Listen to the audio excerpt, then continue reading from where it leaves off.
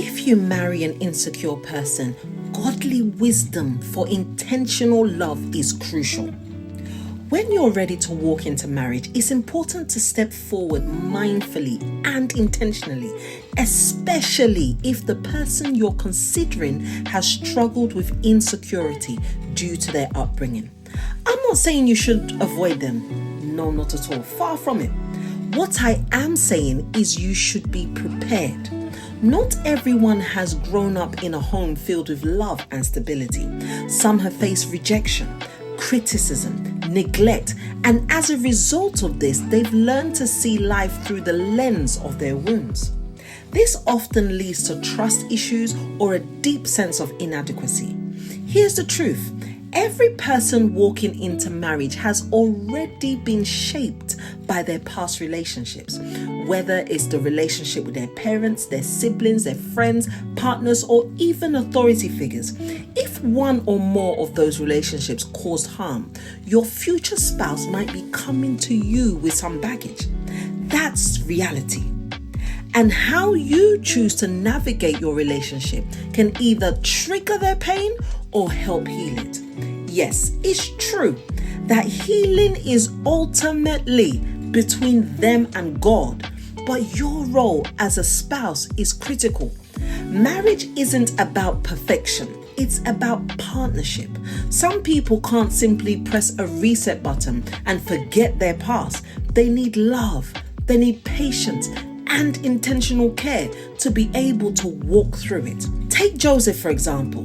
Before he became second in command in Egypt, he faced years of rejection, years of betrayal, and imprisonment by people that he loved and cared for.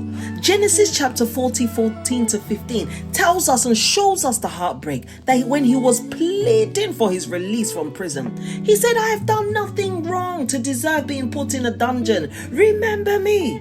He wasn't perfect and he wasn't healed. He was carried away by the scars of his betrayal.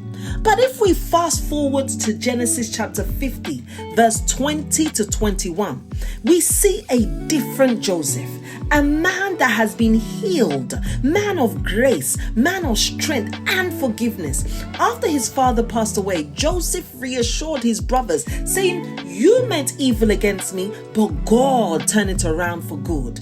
Do not be afraid. I will provide for you and your little ones." The Bible even tells us that he cared for them and comforted them. How did Joseph grow into that Genesis chapter 50 man? How? I believe his wife played a significant role.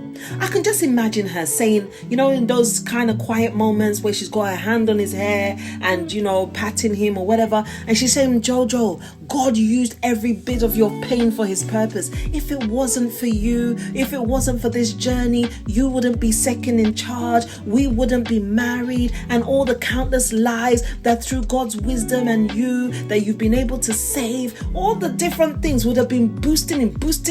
Her words would have been words of affirmation, words of support. Her faith in him and God, how God used him, would have fueled his confidence and allowed him to step into his God-given role. This is the power of a godly spouse. Proverbs 18:22 reminds us, "He who finds a wife finds a good thing and obtains favor from the Lord." The same is true for husbands who pour into their wives. When you marry someone with areas that are broken or insecure, your words, your actions, and your love become tools of repair and renewal. You're not there to fix them, that's God's job. But you are there to create an environment where healing can happen. Be the spouse whose presence makes burdens lighter, whose words instill confidence, and whose actions reflect God's unconditional love. Childhood trauma doesn't have to define your spouse's future. With God's grace and your partnership, you can help raise a fearless man or a fearless woman who feels empowered and secure by you being by their side. I'm Chomra Movier, a woman helped by God to navigate life intentionally. Let's walk this journey of godly living together. God bless you and have a blessed day.